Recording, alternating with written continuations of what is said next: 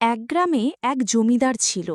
তার অনেক টাকা পয়সা ছিল, কিন্তু কোনো ছেলে মেয়ে ছিল না। জমিদারের বউ বেশ কিছুদিন আগেই মারা গেছে। জমিদারেরও বয়স হয়ে গেছে।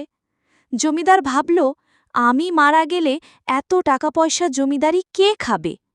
তাই জমিদার কি করল, ছদ্মবেশে গ্রামে গ্রামে বেরিয়ে সাহায্য চাইবে। যে তাকে সৎ এবং ভালো মনে সাহায্য করবে, তাকে সব কিছু দিয়ে দিবে। যে ভাবা সেই কাজ।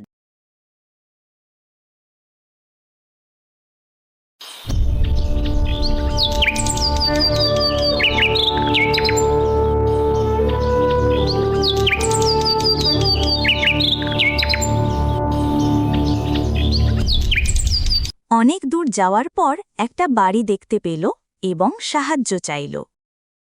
আমি অনেক অসহায়, আমাকে কিছু টাকা দিয়ে সাহায্য করো। যাও তো বাবু, মাফ করো, আমি কোনো সাহায্য করতে পারবো না। পুরান পাগল ভাত পায় না, নতুন পাগলের আমদানি। তারপর জমিদার ওখান থেকে চলে গেল।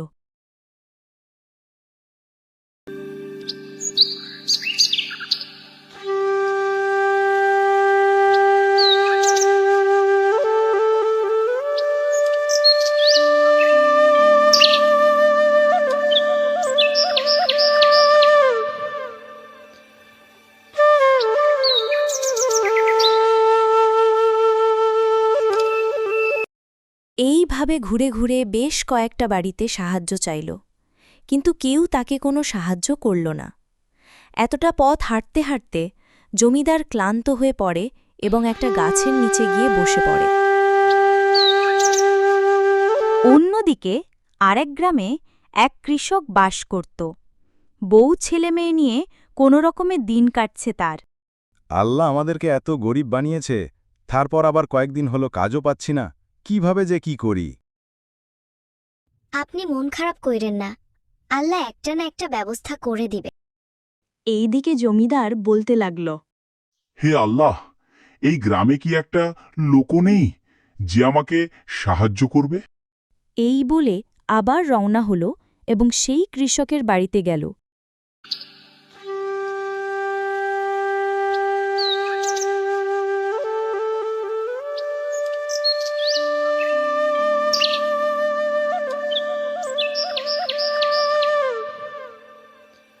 ভাই, আমি অনেক ক্লান্ত, আমাকে এক গ্লাস পানি দিন, গলাটা শুকিয়ে গেছে একেবারে। এই কথা শুনে কৃষক তাকে ঘরে নিয়ে গিয়ে খাবার খেতে দেয়। জমিদার কৃষকের ব্যবহার দেখে খুশি হয়ে সব ঘটনা খুলে বলে এবং তারপর থেকে কৃষক তার পরিবার নিয়ে জমিদার বাড়িতে সুখে শান্তিতে থাকতে লাগল।